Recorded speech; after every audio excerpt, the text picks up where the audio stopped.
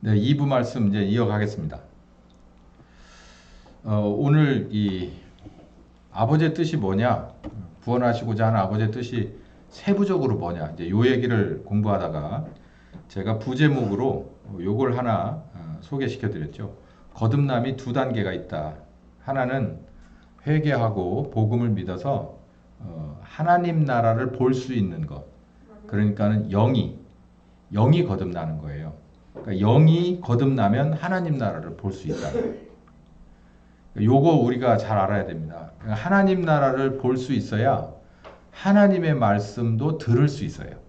그게 첫 번째 거듭남에서 돼요. 회개하고 복음을 믿어서. 근데 회개도 아버지 하나님이 우리에게 은혜를 주셔야만 된다고 그랬잖아요. 그리고 복음도 아버지 하나님이 허락해 줘야만 우리가 그 복음의 혜택을 누릴 수가 있는 건데, 그럼 우리는 작은 믿음 하나 가지고 회개하고 복음 주신 거 꼭 붙들고 믿어가지고 거듭남에 우리가 들어가게 되는데, 그것은 영이 거듭나는 거다라고 제가 말씀을 드렸죠. 영이 거듭나게 되면 하나님 나라를 볼 수 있습니다. 또 하나님의 말씀을 들을 수 있어요. 왜 그러냐면 하나님은 영이시기 때문에, 영이신 하나님이 이런 말로 얘기 안 해요. 영이신 하나님이 이렇게 글씨를 통해서 얘기하지 않아요.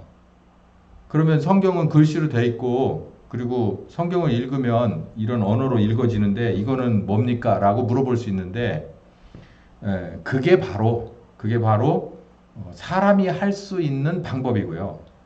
글씨를 통해서든 사람의 음성이나 뭐 기타 다른 걸 통해서든 사람이 하는 것은 하나님이 하시는 것과 다른 거예요. 하나님은 영이시기 때문에 하나님의 영이 글씨를 통해서 역사를 할 때 우리에게 이루어지는 효과와 사람이 설교를 아주 이쁜 글씨체로 잘 써서 주는 감동과는 차원이 다르다는 얘기를 제가 하는 거예요. 여기가 중요한데요. 하나님이 사람을 왜 거듭나게 했을까? 하나님의 나라를 볼 수 있게 하고, 그리고 말씀을 들을 수 있게끔 하는 거예요. 그러니까 우리에게 무전기 하나를 준 거하고 똑같아요. 예를 들자면 누군가가 옆에 있다고 이제 무전기를 주거나 아니면 휴대폰을 하나 던져준 거하고 같아요. 그러면 내가 모르는 거 있으면 휴대폰으로 전화해서 물어보고 무전기 켜서 물어볼 수 있고, 그쪽에서 답을 줄 수 있죠. 이게 소통되는 라인을 하나 열어준 거예요. 우리나라하고도 저 위에 북한 애들하고도 라인이 이렇게 열려 있다고요. 드러난 라인, 안 드러난 라인. 그게 선으로 깔은 라인, 유선 라인, 아니면 사람으로 연결되는 라인. 그 라인이 있듯이 하나님이 우리를 구원하시려고 작정을 하면 당신의 뜻대로 하실 때 가장 첫 번째로 필요했던 게 라인을 연결시켜야 되는 거예요. 그 라인을 연결시키는 게 첫 번째 거듭남이다라는 거예요. 그래서 우리는 죄로 인해서 우리들의 영부터 시작해서 마음과 몸이 다 재생 불가능인데, 하나님이 이거를 다시 살리려면, 다시 하나님이 원하시는 그런 거룩한 인격으로 만들려면 하나님이 보실 때 가장 처음 해야 될 거가 영을 다시 거듭나게 하는 방법이라는 거죠. 그 하나님도 영이시니까 우리의 영을 거듭나게 해서 영이신 하나님이 거듭난 우리의 영을 연결시켜 주시는 거예요. 그래서 말씀하실 수 있고 우리가 기도할 수 있게끔 하는 거예요. 이 작업이 첫 번째 거듭남입니다. 근데 이게 우리 대한민국의 교회에는 정말 열매가 주렁주렁해요. 어떻게 보면 막 어마어마하게 맺혀 있죠. 이 아주 열풍이 오래도록 갔어요. 근 100년 이상 갔다고 봐도 됩니다. 뭐 지금이야 워낙이 이게 지금 갈수기로 들어서서 이런 얘기가 별로 효과가 없지만, 뭐 이게 굉장히 효과가 컸었어요. 그리고 이 일을 계속해서 성령께서 하셨죠. 자, 그러면 이제 아들 하나님은 도대체 무슨 일을 하시는가? 이것도 굉장히 중요한 얘기인데요. 복습하고 갑시다. 아버지 하나님의 뜻은 죄인 구원. 그럼 아버지 하나님은 죄인을 구원하시기 위해서 뭘 하신다고 그랬죠? 아들에게 이끌어가는 일을 하는데 뭘 하면서 이끌어간다고 그랬죠? 회개시켜서 복음을 믿어서 거듭나게 해서 누구에게 연결시켜준다고 그랬어요? 아들에게 연결시켜준다고 그랬어요. 그래서 제가 지금 좀 전에 말씀드린 것처럼 거듭난 사람은 영이 새로워졌기 때문에 성령님과 뭐 할 수 있겠어요, 이제? 연결될 수 있잖아요. 라인이 연결됐잖아요. 라인이 아예 끊겨져 있을 때는 하나님 쪽에서 사람에게 연결할 방법이 없었어요. 근데 예수님이 십자가에 죽고 부활하셨기 때문에 그 공로로 우리의 원죄를 사하고 우리를 회개케 해서 거듭나게 하셔서 새로운 영으로 성령님과 연결될 수 있는 채널을 만들어 주셔서 누구한테 보내주는 거예요? 아들에게 보내주는 거예요. 이해가 되세요? 예. 그래서 아들에게 연결해 주는 일을 아버지 하나님은 대한민국의 교회는 다 했다고요. 할 만큼 했어요. 충분히 어쩌면 지나치게 하셨어. 근데 문제는 이제 그 다음인데, 그러면 아들 하나님은 어떤 사역을 하시냐? 아들 하나님은 간단합니다. 창세기 2장 32절에서 36절까지 여기 베드로의 첫 번 설교를 연장해서 가는 거예요. 읽어봅시다. 시작. 이 예수를 하나님이 살린지라. 이게 뭐냐면 아버지의 뜻 따라 십자가에 죽으신 예수를, 이 말이죠. 다시 읽어봅시다. 시작. 이 예수를 하나님이 살리신지라. 우리가 다 일의 증인이다. 하나님이 오른손으로 예수를 높이심에 그가 약속하신 성령을 아버지께로 받아서 너희 보고 듣는 이것을 부어주셨느니라. 다윗은 하늘에 올라가지 못했지만 친히 말하되 가로되 주께서 내 주에게 말씀하시기를 내가 내 원수로 내 발등상 되기까지 너는 내 우편에 앉으라 하셨도다. 여기 있는 얘기를 제가 이제 계속해서 설명을 드리겠습니다만, 아버지 뜻을 따라서 순종해서 십자가에 죽으셨던 대로 아들 하나님은 다 하신 거예요. 그러니까 여기 썼죠. 가장 중요한 임무를 완성시켰는데 그게 뭐라고요? 십자가에 죽으신 거라고요. 그러니까 아들이 해야 될 일은, 아들은 말씀이 몸을 입으신, 그래서 제가 이렇게 말하잖아요. 영이신 하나님 이렇게 얘기하는데, 또 예수님을 말할 때는 몸을 입으신 하나님, 제가 이렇게 말하죠. 그리고 아버지 하나님은 원래 계획을 하시는 분이고, 말씀이 몸을 입으신 아들 하나님은 가장 중요한 임무가 뭐냐면 아버지의 계획 따라서 대속의 제물로 십자가에 죽는 거였어요. 그러니까 그 일을 실제로 이 세상에 오셔서 하셨다는 거예요. 이렇게 하신 예수를, 이 말이죠. 그러니까 여기서 볼 때 아들 하나님의 사역은 뭐죠? 아버지 하나님의 계획에 실제로 뭐 하신 분이에요? 순종하신 분이에요. 그래서 아버지는 계획하고 아들은 실행하는 분이다. 제가 이렇게 설명을 하잖아요. 그것처럼 아버지가 계획을 했어요. 인간 구원. 근데 그 중에서도 가장 정말 쉽게 할 수 없는 일이 이 세상에 오셔서 죄인과 똑같이 십자가에 죄인처럼 죽어야 되는 일이 아버지 하나님이 꼭 필요했던 거예요. 그 희생이.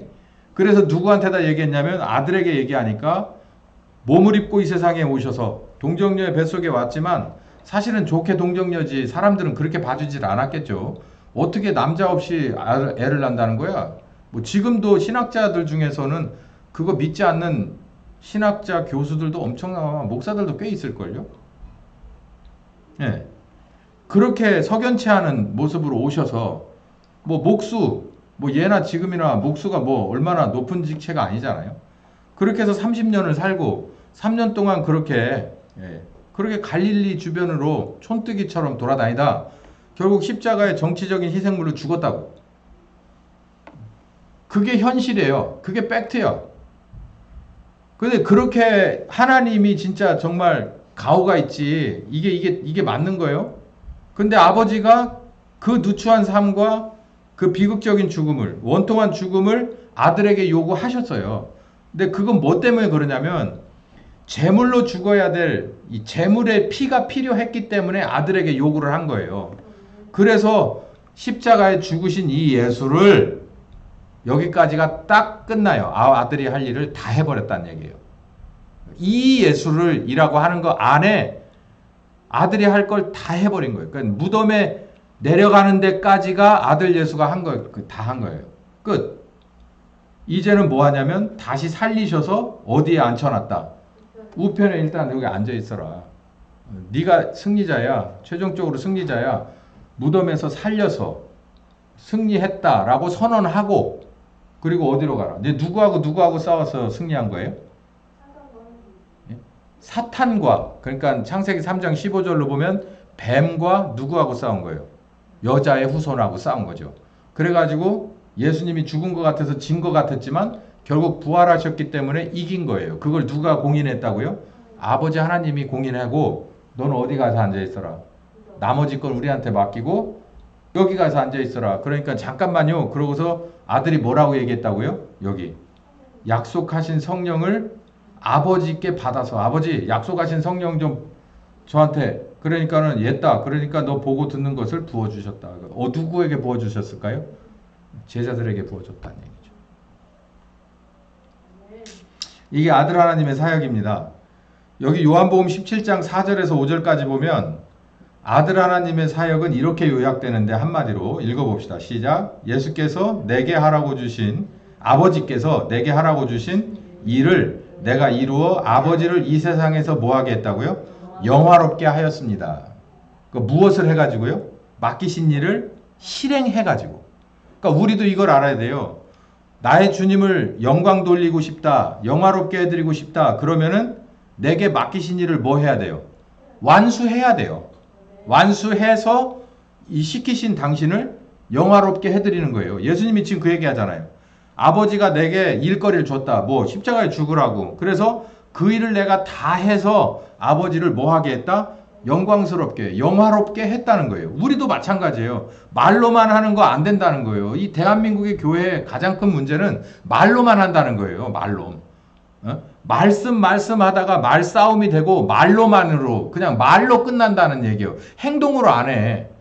그리고 은근슬쩍 세상에 나가서는 저기 삼배바지에 방귀 없어지듯이 세상 속에 스며들어가 가지고 내가 예수 믿는 사람인지도 잊어버리고 살아요. 토요일날 저녁 때까지는. 주일날 오전에 늦게 사야 정신 차리고 그제서야 이제 양복 차려입고 먼지 묻은 성경 털고 그리고 교회 와서 주차장에서 씨름하고 그런 식이에요. 그러니 아버지 하나님이 보실 때 대한민국의 교회를 정말 이 합당하게 보시겠는가? 지금 우리가 예수의 제자라면 스승이 맡긴 일을 우리에게 준 일을 다 이루어서 영화롭게 해드려야 될 텐데 말로만 이루어요. 말로만. 그게 문제예요. 아들은 그렇게 안 하셨어요. 그러니까 우리가 제자가 되기 위해서는 십자가를 져야 돼요. 누가복음 14장에 십자가를 져야 되는데 그 누가복음 14장의 핵심이 뭐냐면 제자를 위한 십자가의 핵심이 뭐냐면 내가 내 주님이 맡기신 일을 하려고 할 때 방해 요소거리가 거기 있단 말이에요. 부모, 형제, 자매, 또 뭐 처자, 네 목숨 이게 가로막고 쓸 때 나는 거기에 다 무릎을 꿇어버려요. 그러니까 뭔만 쉬운 말만 하는 거예요. 말만. 근데 아들 하나님은 자기에게 주신 일을 다 행동하셔서 완수하셔서 아버지 하나님을 영화롭게 했다. 이게 아들 하나님 사역의 핵심입니다. 그러니까 아들 하나님은 일하시는 하나님이에요.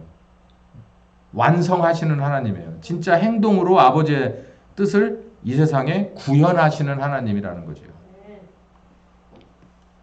요게 짧게 그냥 끝난 거예요. 예수님의 삶은 아들 하나님의 삶은 33년에 딱 끝났어요. 그리고 어디 계시다고요?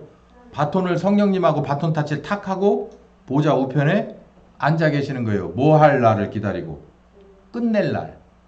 이 세상을 끝내는 건 예수님 손에 달렸으니까 그때 딱 보면서 기다리고 있는 거예요. 자, 그러면요. 아버지 사역 다 끝났죠? 아버지는 아들에게 보내주기 위해서 회개케 하는 거, 거듭나게 하는 거. 그리고 두 번째는 아들 하나님은 아버지의 뜻대로 십자가에 죽으신 거. 그래서 끝나셨어요. 자, 그러면 이제 나머지는 성령님의 사역에 달렸어요. 이 마무리는 성령님의 사역에 달린 거예요. 예. 구원 계획의 마무리는 성령님이에요. 시작은 아버지 하나님이 선언으로 시작됐지만 사실상 아버지의 구원 계획을 이룰 수 있게 하신 분은 예수님의 십자가의 죽으심이죠. 그 죽으심이 없다면 펼칠 수가 없어요. 근데 아들이 십자가에 죽으셔서 아버지의 구원 계획을 실질적으로 펼칠 수가 있게 됐을 때 이 펼쳐진 이 구원 사역을 마무리하는 건 누구라고요? 성령님이 마무리한다고요. 오늘 요 얘기가 굉장히 중요하고 이게 대한민국의 하나님의 뜻이 대한민국 교회의 하나님의 뜻이 여기서 스톱됐어요. 여기서 장애물을 딱 만난 거야. 그러니까 이걸 잘 들으셔야 됩니다.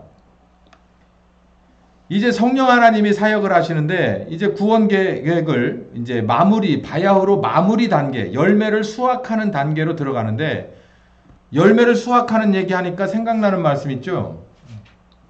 뭐라 그랬습니까? 침례 요한이 예수님을 들어서 뭐라 그랬죠? 추수하시는 분이라고 그랬잖아요. 추수. 예수님이 십자가를 지셨어요. 그로 인해서 뭐가 뭔 때가 되느냐면 추수 때가 된 거예요.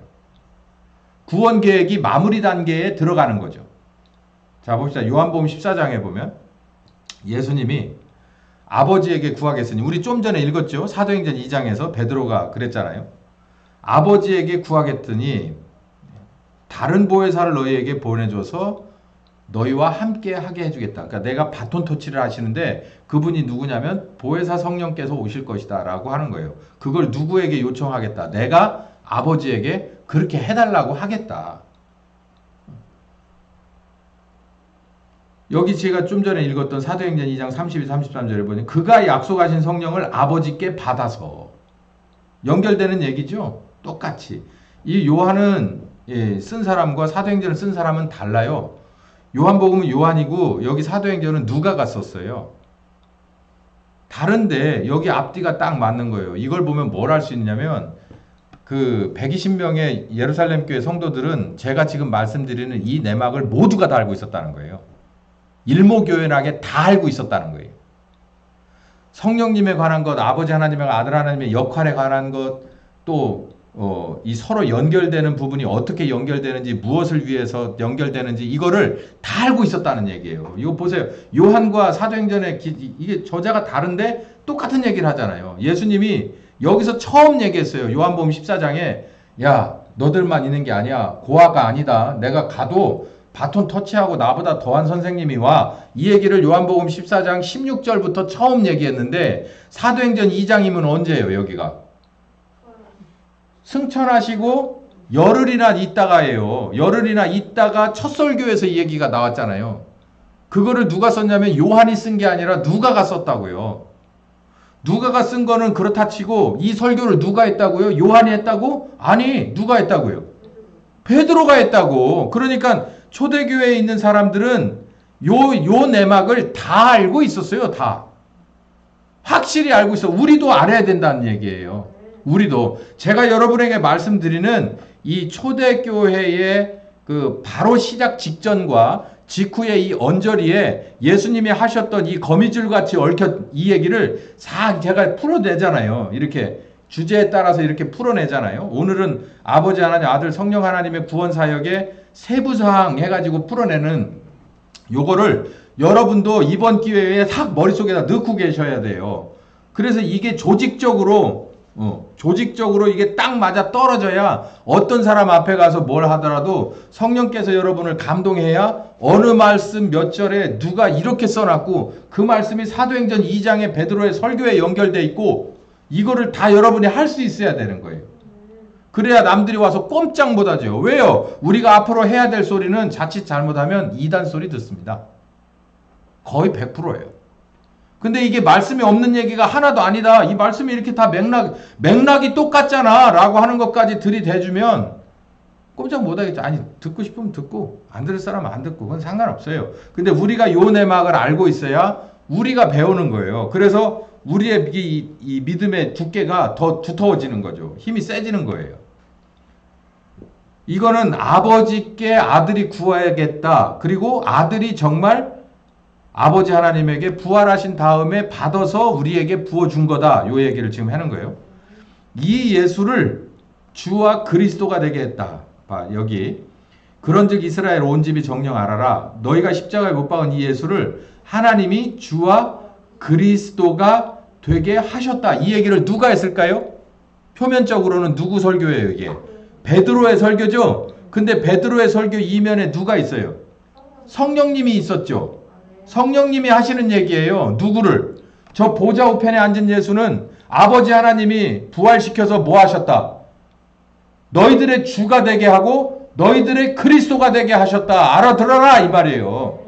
이걸 누가 하는 거라고? 베드로가 하는 게 아니라 성령께서 보좌 위에 앉으신, 우편에 앉으신 예수님을 증거하는 일을 하잖아요. 여기 증거하는 일을 한다고 여기 써 있잖아요. 여기 성령께서 오셔서 하시는 일은 가르치는 일을 하고 증거하는 일을 한다고 했잖아요. 요한복음 15장에. 이 증거하는 일을 여기 보니까 이렇게 하고 있잖아요.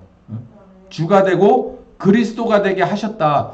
명목상으로는 누구의 목소리냐면 베드로의 목소리지만 베드로가 누구에게 감동되어 있어요? 성령님에게 완벽하게 감동되어 있어서 하는 얘기가 나사렛 예수는 십자가에 죽은, 너희가 죽여서 저기다 처박은 나사렛 청년 예수는 아버지 하나님이 다시 살려서 보좌 우편에 앉아주셔서 그분을 너희들의 주와 너희들의 그리스도가 되게 하셔서 이 얘기를 성령께서 하시는 거잖아요. 증거하시잖아요, 지금. 그러니까 우리도 어디 가서든지 십자가에 죽고 부활하신 예수는 아버지 하나님이 보좌 우편에 앉으시고 여러분의 주가 되게 하고 여러분의 그리스도가 되게 하셨습니다라고 가르쳐줘야 돼요. 요 얘기를 한 뒤로 37절에 뭐 했냐면 이 얘기를 듣고 마음이 확 찔렸어요. 그래서 우리가 어떻게 하면 좋냐 그러고 징징거리기 시작했어요. 요즘 날에 우리가 요 얘기를 해야 됩니다. 예수 그리스도를 주와 그리스도가 되었는데 정말 제가 이 설교를 했죠. 지지난주인가. 여러분의 주와 그리스도가 맞습니까? 당신이 믿는 예수가 여러분의 주와 그리스도가 맞습니까? 제가 설교를 했잖아요. 당신의 삶의 주인이 맞습니까? 당신의 삶의 해법이 맞습니까? 라고 제가 물어봤잖아요.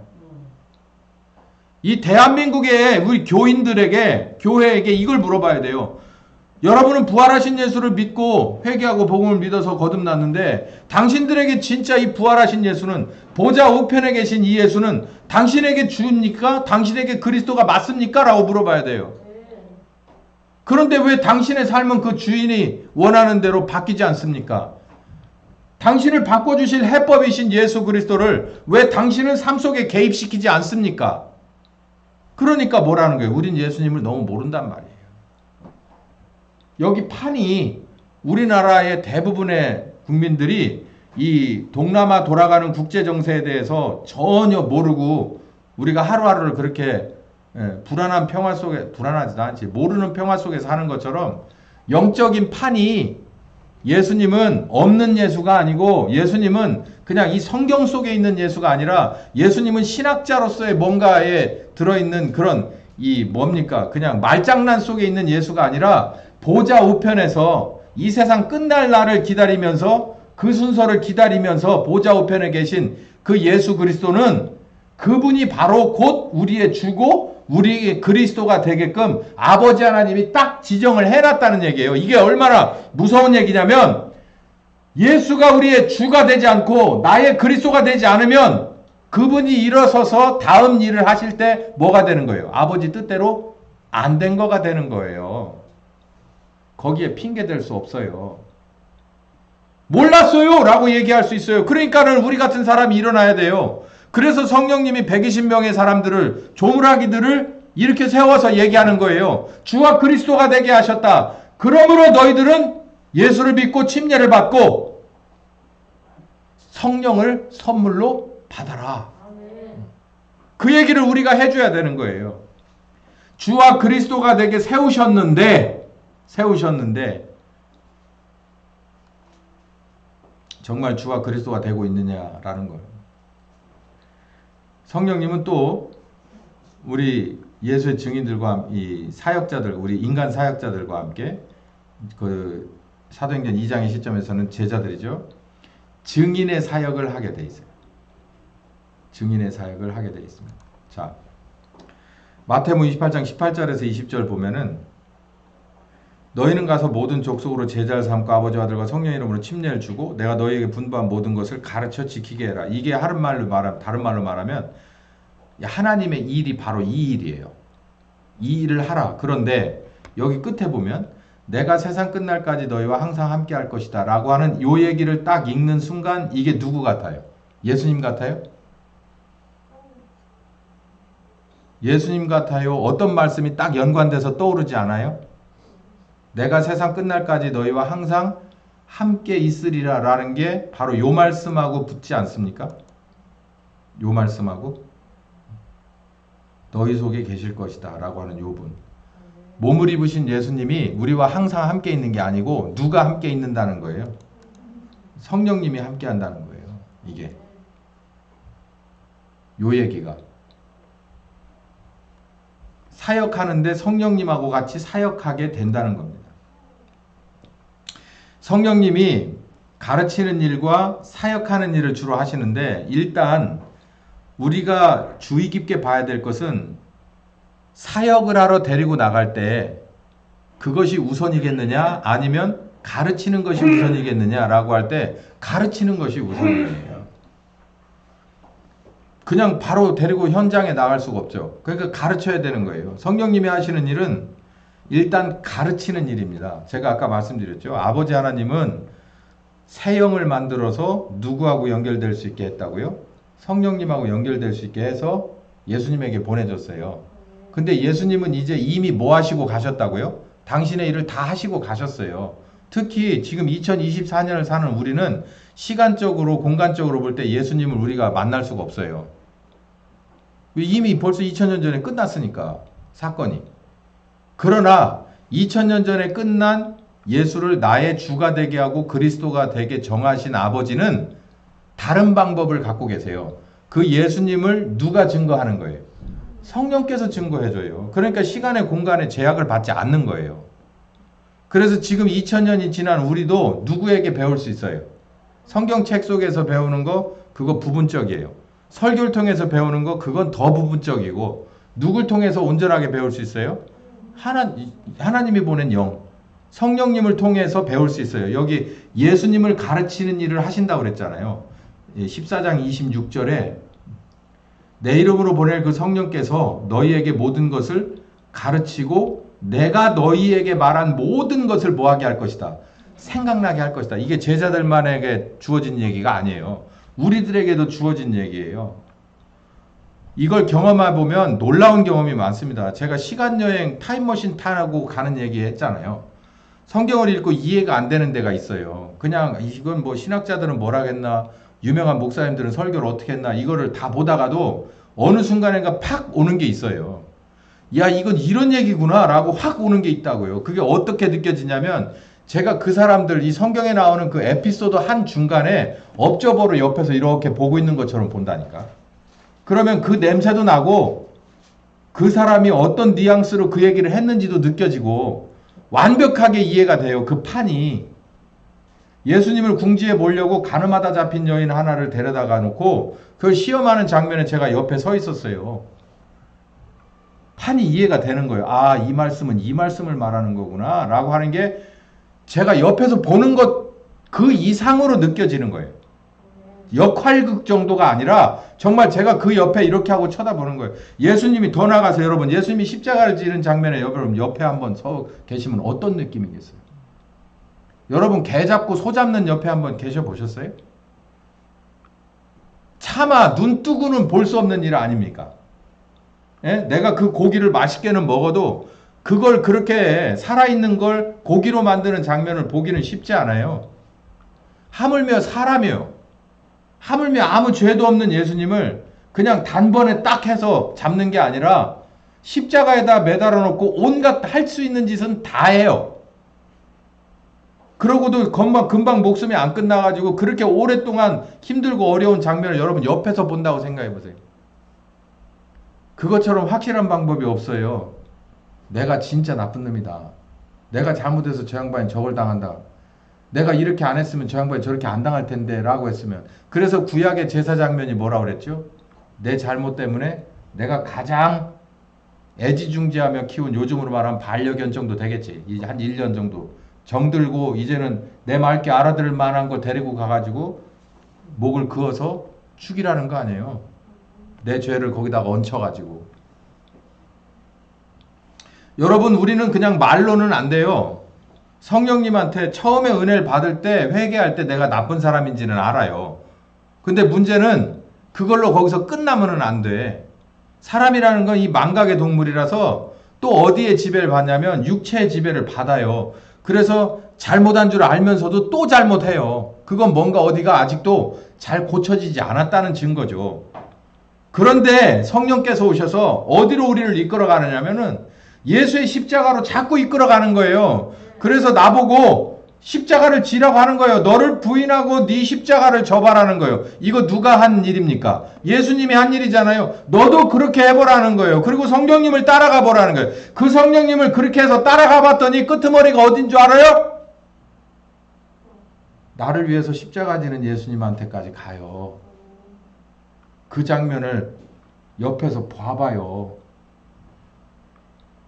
아, 저 목사는 굉장히 환상적인 얘기를 한다. 여보세요.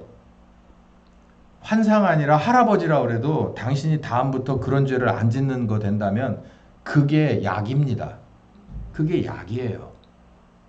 모르겠어요. 저에게 역사하신 성령은 제가 말씀을 쫓아 가다 보니까 거기까지 데려갑니다. 데려가서 너를 위해서 십자가를 지는 예수, 이건 내 십자가인데요 라고 제가 얘기하니까 여기서부터는 내가 지고 가야 돼. 그러면서 내 십자가를 가지고 가서 죽으시더라고. 볼 수가 없었어요. 제가 그 소리만으로도 너무 끔찍해서 차마 볼 수가 없었어요.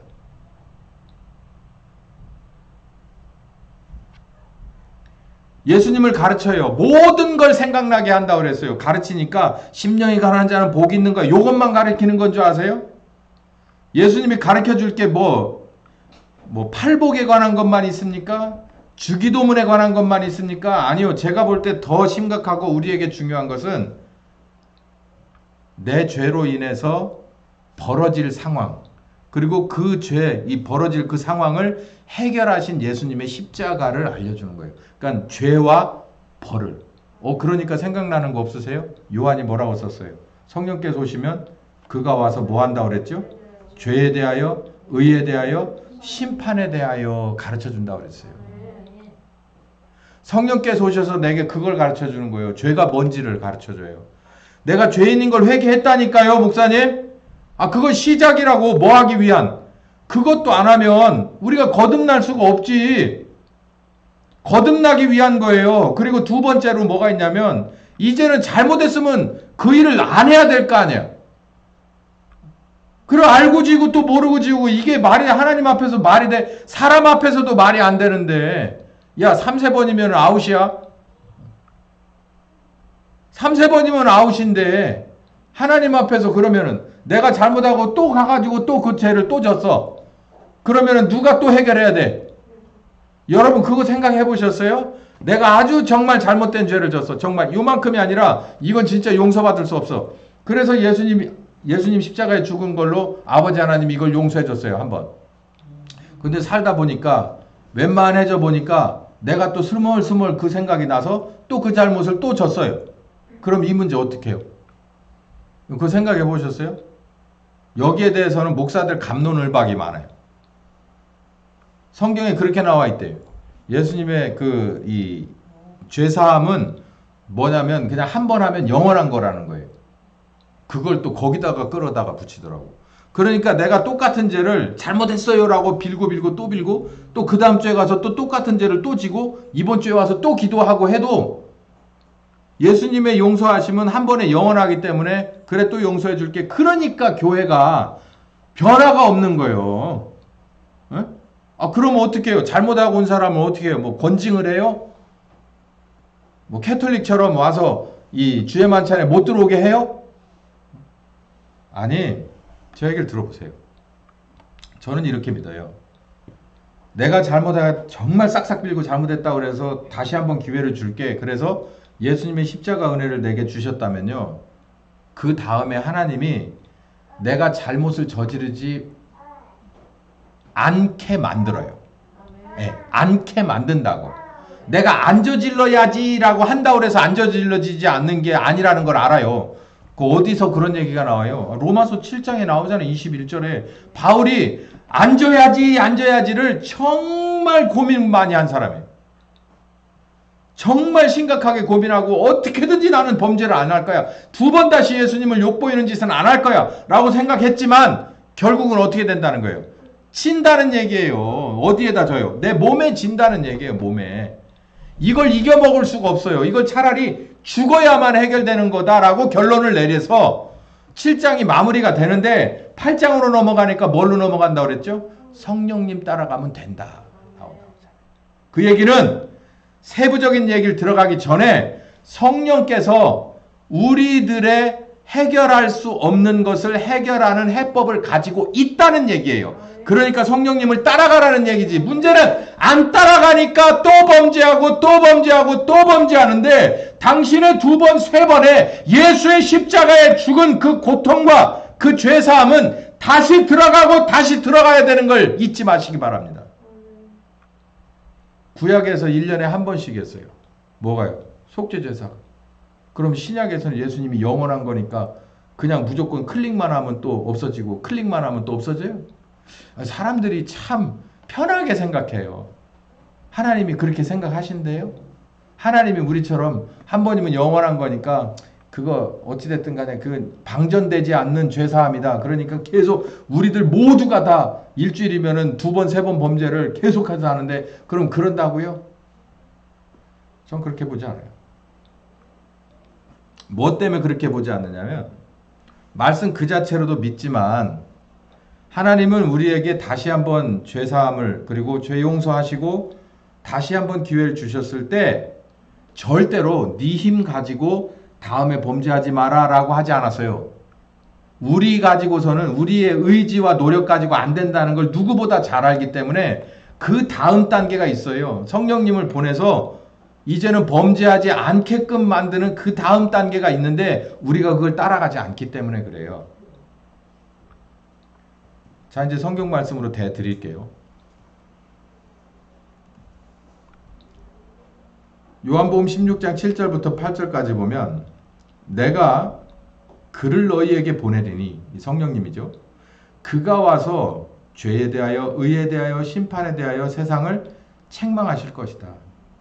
요 말씀을 여러분 듣기 편하게 말씀드린다면 선생님이 하나가 딱 붙어요. 누구처럼?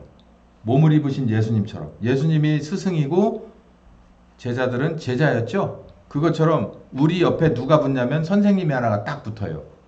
딱 붙어가지고 사사건건이 와가지고 개입을 해요. 그래서 뭐라고 말하냐면 이거는 잘못된 거야. 죄야. 이거는 옳은 거야. 의야. 그리고 이렇게 되면 이런 심판을 받게 되는 거야. 라는 것을 선생님이 따라다니면서 가르쳐요. 지적을 해. 지적을. 그러면은 어떻게 될까요? 어떻게 될까요? 그 제가 언젠가 설교할 때 그랬잖아요. 제가 여러분 아침 7시부터 저녁 7시까지 따라다니까요. 그러면서 말하는 거 하나하나 간섭하고 뭐 도장 찍는 거 하나하나 간섭하고 또 뭐 이런저런 거 다 간섭할까요? 라고 얘기해서 서로 웃었잖아요. 성령님이 그렇게 한다는 거예요. 내가 그를 너희에게 보낼 거다.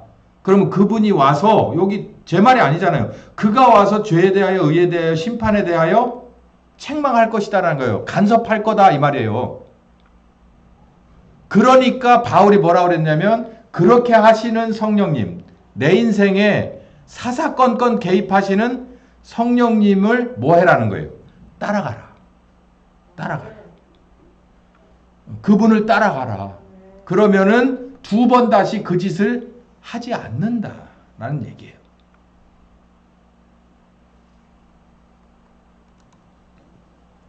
증거하는 일을 해요. 가르치는 일을 하고 증거하는 일을 해요. 증거하는 일은 말 그대로 증거입니다. 제가 아까 말씀드렸죠. 보좌 우편에 저 계신 예수는 주와 그리스도가 되게 아버지 하나님이 선언하셨다. 뭐 이렇게 예수는 그리스도다. 예수는 주다. 이걸 증거하는 일을 해요. 사사건건 그걸 증거를 하는 일을. 그리고 누구와 함께 하느냐면 새롭게 새창조된 우리와 함께, 헌신된 우리와 함께 하시는 거예요. 성령님 사역을 요약을 해보면 히브리서 3장 15절에서 19절 보면 요거 형광된 데만 읽어봅시다. 시작. 그의 음성을 듣거든 노하심을 격동할 때와 같이 너희 마음을 뭐하게 하지 마라. 강팍하게 하지 마라. 순종해라. 불신하지 마라. 순종해라. 왜냐면요. 원래 진실은 기분 나쁜 법이거든요. 진실을 들어서 기분 좋은 적이 별로 없어요. 진실을 들으면 기분 나빠요. 특히 나를 바로잡으려고 하는 진실은 상당히 기분 나쁩니다. 그렇기 때문에 본능적으로 뭐가 휙 날라 들어오면 이렇게 막잖아요. 그거하고 똑같이 진실이 진리가 내게 탁 들어오잖아요. 그러면 일단은 탁 거부를 하게 돼 있어요. 어디로? 저 사람 때문이에요. 이런 식으로. 반사 저 사람 때문이라니까 나보다 저 사람이 못하잖아요. 이렇게. 베드로가 너는 네가 날 사랑하냐 3번 그리고 어린 양을 먹여라 치라 얘기하니까는 그래요? 그러면은 저 요한은 어떻게 되는데요? 이렇게 물어봤던 거하고 똑같아요. 요한이 어떻게 되든 넌 상관하지 말고 너는 너 부르심에 따라 응답해 이렇게 얘기하잖아요. 그거하고 똑같아요. 우리 그렇게 강팍하게 하는 게 그거예요. 요즘 들어서 MZ세대가 왜 교회를 떠났는가? 여러분 어찌 생각하십니까? MZ세대면은 지금 한 30대쯤 되는 애들이에요. 20한 7, 8, 31, 2, 그 정도 애들이거든요. 교회마다 없대. 뭐 우리 교회도 없네. 왜 MZ세대가 없을까요? 갑론을박이 있을 수 있지만 저는 이렇게 생각해요. 교회를 탓하기도 하고 나때 하는 교회 운영 지도부를 탓하기도 하고 그리고 꼰대 기질에 사잡혀있는 목사를 다 찾자는 얘기를 하더라고요. 근데 제가 볼 때는요. 마음이 강팍해져서 그래요. 그리고 더 큰 요인은요. MZ세대를 자녀로 둔 교회 다니는 부모들의 믿음 자체가 없어요. 내 자식이 지금 주일날 최소한 예배를 안 드리고 딴 데 가서 뭘 하는데 그걸 그냥 교회 나와야지 요 정도만 경고하고 끝난다? 가능한 얘기예요? 지옥 갈 텐데? 지옥 갈 텐데? 그게 가능해요? 본인도 안 믿는다는 얘기지. 본인도 교회 나와 앉아있지만 자식이 밖에 나가 돌아다닌다는 건 본인의 믿음도 밖에 나가 있는 거예요. 그러니까 자식을 어떻게든 해서 여기를 앉혀놔야 천국 갈 거 아니오. 들어야지 뭔가가 될 거 아니에요. 근데 밖에 나가서 이렇게 내비두는 건 교회에 왜 MZ 세대가 없냐면 MZ 부모들의 믿음이 없기 때문에. 여기 나오잖아요. 너희 마음을 강팍하게 하지 마라. 교회는요. 가슴 아프게 하는 데예요. 성령님은 왜 왔냐고요? 물론 우리에게 평안을 주러 오셨다고 했어요. 그 평안이 잘못됐는데도 잘됐다고 덮어주는 평안이 아니에요. 네가 잘못된 것이 있을지라도 내가 너와 함께해서 반드시 고쳐주고 바르게 만들어서 하나님의 자녀로 끝까지 될 때까지 함께해 줄게. 요거죠. 요거지. 괜찮아. 앞으로 괜찮아. 잘 될 거야. 잘 될 거야. 그거 어디까지가 진실이에요? 어디까지가 진실이고 어디까지 사탕발림입니까?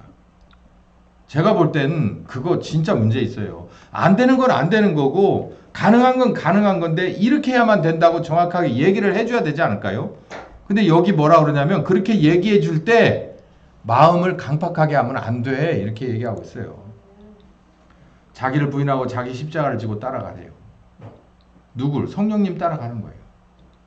성령께서 내게 말씀하세요. 이거 이렇게 해야 되는데 너 이거 문제가 있으니까 이렇게 가야 되겠다 라고 얘기하면 내가 내 생각을 버리고 성령님 생각을 붙들고 가야 돼요. 힘들고 어렵더라도.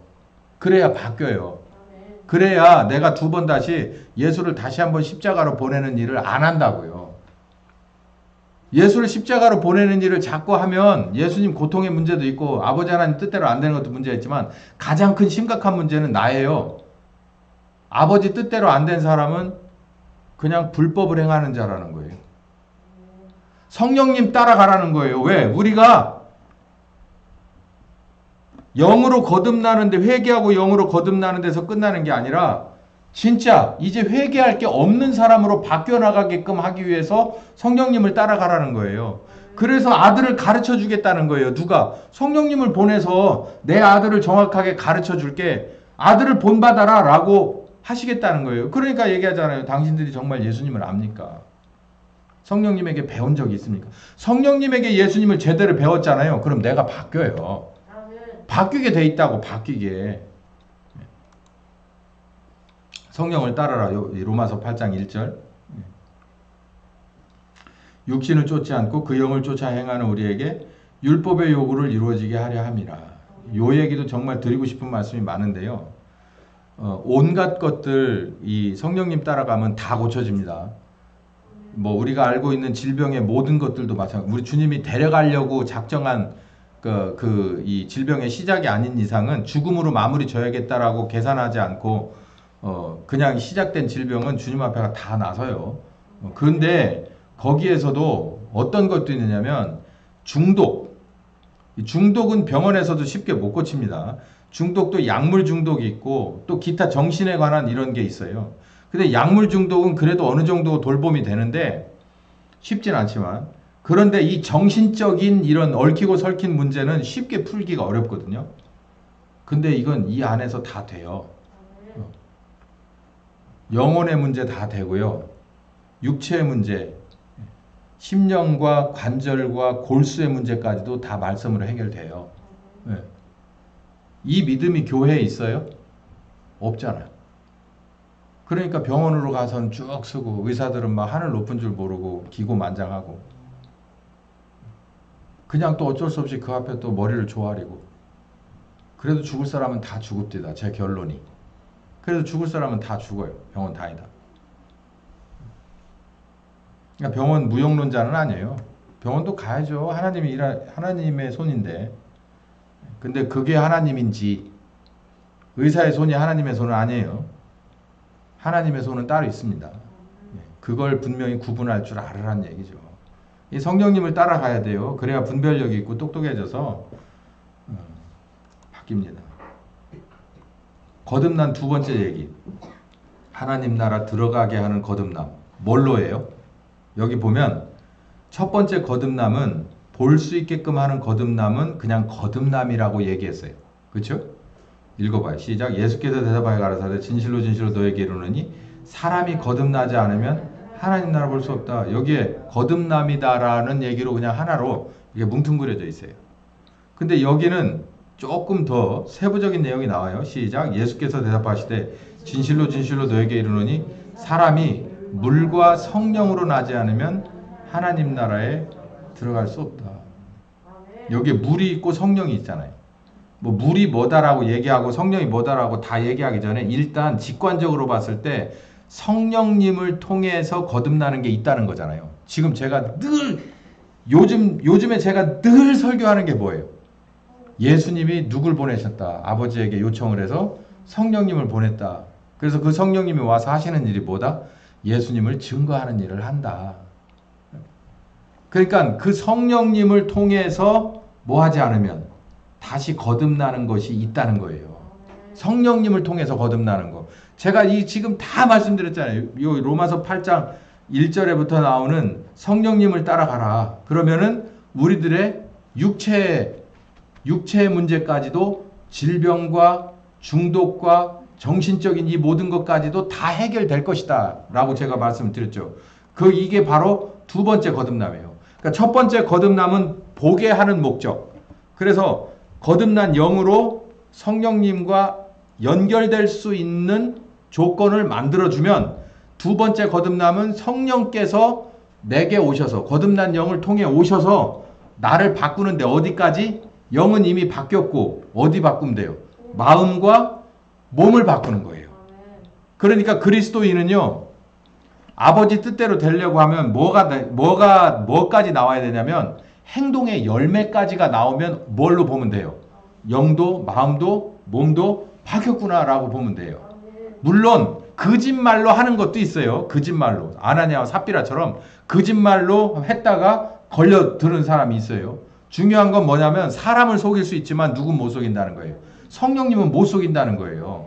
그러니까 성령님은 알아요. 당신의 뜻대로 저 사람의 영과 마음과 몸이 새로 창조된 사람인지 아니면 그런 척 하는 건지는 누가 아신다고요? 우리는 알 필요 없어요. 누가 아시니까? 성령께서 하시니까. 그분이 필요를 따라서 솎아내기도 하고 혼내기도 하고 뭐 또 기회를 주기도 하고 그러시겠죠. 자, 우리 거듭남이 두 번 있어야 된다고 그랬어요. 완전 죄인에서 영이 거듭나기 위한 회개, 아버지가 하는 일, 그리고 성령께서 오셔서 우리에게 영이 거듭난 사람을 뭘로 만드는? 몸까지 완전하게 바꿔주시는 새 창조하시는 두 번째 성령님으로 나는 거듭남. 그리고 세 번째 불침례는 불과 성령으로라고 했잖아요. 예수님이 불이라고 하는 건 사역자로 보낼 때 주시는 거예요. 사도행전 2장에 보면 불의 혀처럼 갈라지는 역사가 일어났다고 했잖아요. 그건 이제 우리가 그걸 기대하는 거예요. 그러려면 뭘 우리가 점검하고 넘어가야 되냐면 성령으로 우리가 거듭난 사람이냐를 점검하고 그리고 무엇으로? 아버지의 눈높이로 공감해서 누구를 기다리냐면 불러 오시는 성령님을 기다리면 돼요. 그러고 난 다음에는 우리와 함께 작전을 펼쳐 나가시겠죠. 그래서 어떻게 하는 말이냐? 결론이 뭐냐? 누가복음 9장 9절에서부터 13절에 보면은 9장 1절부터는 무슨 얘기가 이어지냐면 이 주기도문을 가르쳐 주시는 장면이 나와요. 이 누가복음 9장이 마태복음 5장부터 시작되는 산상설교하고 비슷합니다. 구조가 내용도 비슷하고 그래서 9장 1절부터는 예수님이 제자들에게 기도를 가르쳐 주신 거야. 뭐 하늘에 계신 너희 아버지 뭐 이름이 거룩히 여김을 받 이런 얘기가 이제 쭉 펼쳐지다가 9절부터 무슨 얘기를 하느냐면은 읽어봅시다. 시작. 내가 또 너희에게 이르노니 구하라 그러면 너희에게 주실 것이요 찾으라 그러면 찾을 것이요 문을 두드리라 그러면 너희에게 열릴 것이다 라고 얘기했거든요. 이거는 한마디로 말하면 뭘까요? Do something. 뭔가를 하란 얘기예요. 그러니까 입만 벌리고 가만히 입이라도 벌려야 되겠네. 그냥 가만히 있으면 되는 일이다 아니다. 아니다라는 거예요. 뭘 하라는 거예요. 뭘 하라. 구해야 될 필요가 있으면 구하는 것이 인지상정. 찾아야 될 게 필요하면 못 찾았으면 찾으려고 하는 게 인지상정이에요. 본능이죠. 안 열리면 두드려요. 열으려고. 안에 있는 사람한테 열어달라고. 그러니까 뭔가를 해야 된다는 얘기예요. 이게. 근데 뭔가를 해야 되는데 그게 뭐냐면은 이 13절 읽읍시다. 시작. 너희가 악할지라도 좋은 것을 자식에게 줄 줄 알거든. 하물며 너희 천부께서 구하는 자에게 뭘? 여기 밑도 끝도 없이 누가가 성령이란 얘기를 누가복음 9장에서 처음 꺼냈어요. 그러고 봤더니 사도행전 누가 썼다고요? 누가가 썼어요. 그러니까 사도행전을 쓰기 전에 누가복음을 썼을 거 아니에요.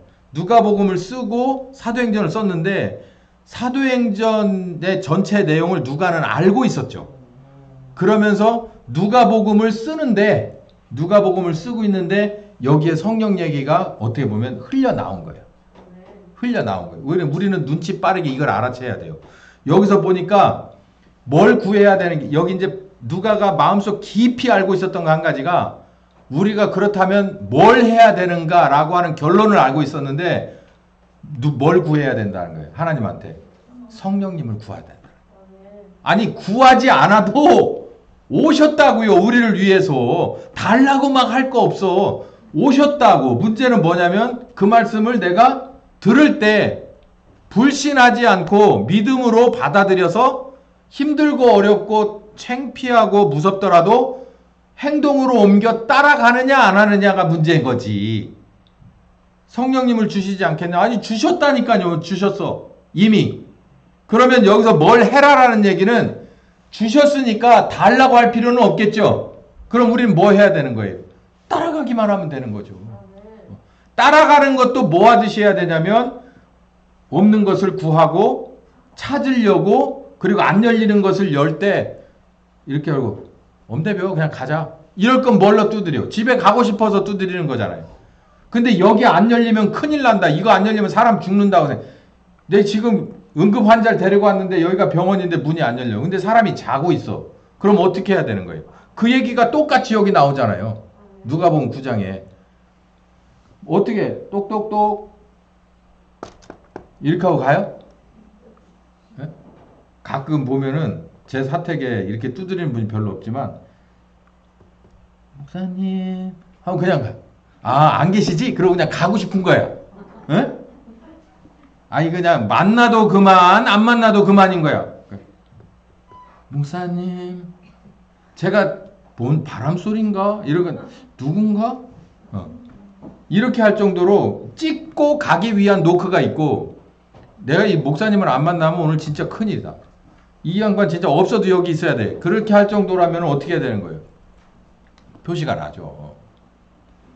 그러니까 성령님을 구하라는 것은 그 정도로 다급하고 심각한 문제니까 열심히 하라는 얘기인 것처럼, 우리가 성령님을 주셨으니까 달라갈 필요는 없고, 주셨으니까 어떻게 해요? 그 성령님을 모시고 따라가야죠. 하란 대로, 그분이 개입하는 대로 불신하지 않고 따라가는 것을 뭐 하듯이, 찾듯이, 찾을 때 찾듯이, 달라고 할 때 하듯이 열심을 다해서 해야 될 일이 우리의 일이에요.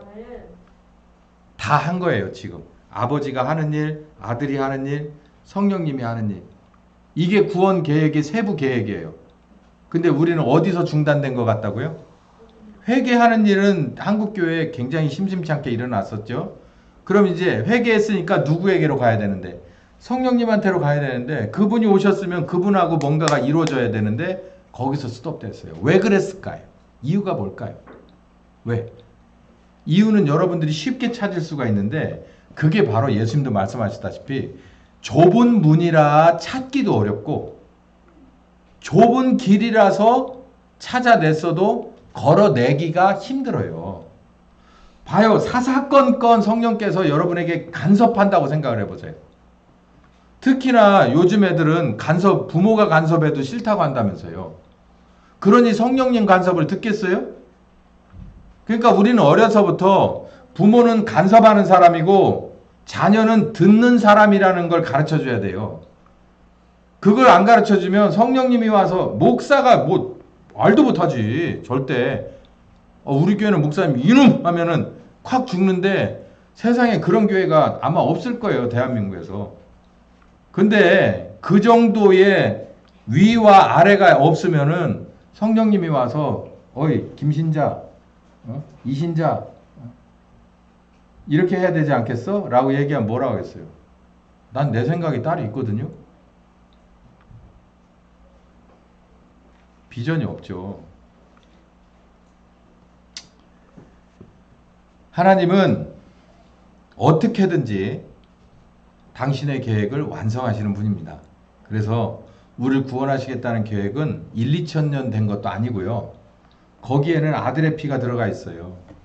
그러니까 하나님은 절대 가만 안 있어요. 그리고 어떤 면에서 보면 하나님이 세상을 끝내려면 반드시 이 과정을 펼치고 나서 끝내야 돼요. 하나님이 이 세상을 봤을 때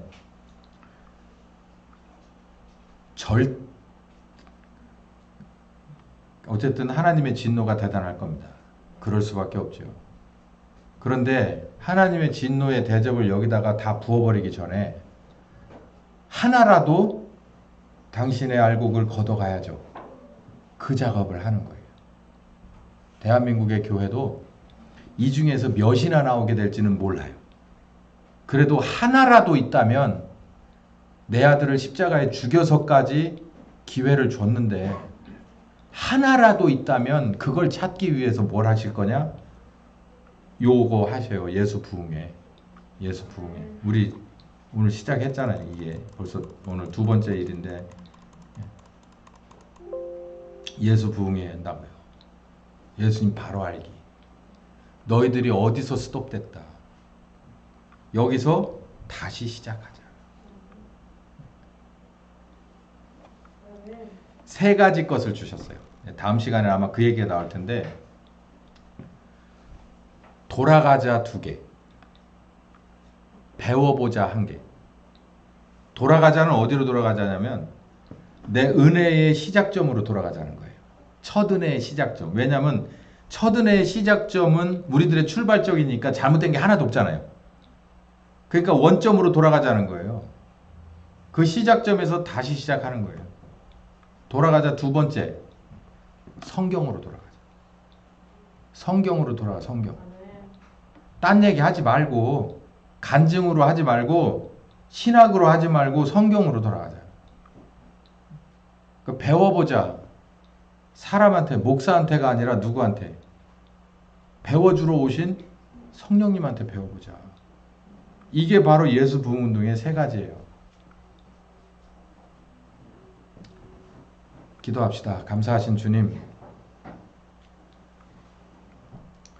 이렇게 주신 말씀을 잘 정리하다 보니 말씀 하나하나가 그렇게 거미줄처럼 연결되어 있다는 것을 다시 한번 발견하고 크게 놀랍니다. 저자는 다 다른데 어쩌면 그들의 중심 가운데는 같은 맥이 흐르고 있다는 것을 느낍니다. 저자는 성령님이라는 것을 깨닫습니다. 여기에 있는 우리도 다시 한번 성령께서 가르쳐 주시고 정리해 주시는 대로 필요 없는 것은 과감하게 버리고 필요한 것들은 다시 채워 넣어서 여기 초대교회 사람들이 그 어떤 사람을 붙들고 말을 시켜도, 글을 써도, 설교를 시켜도 똑같은 말씀이 나왔던, 똑같은 맥의 말씀이 나왔던 그들과 같은 은혜를 우리에게도 허락하여 주시옵소서. 예수님의 이름으로 기도했습니다. 아멘.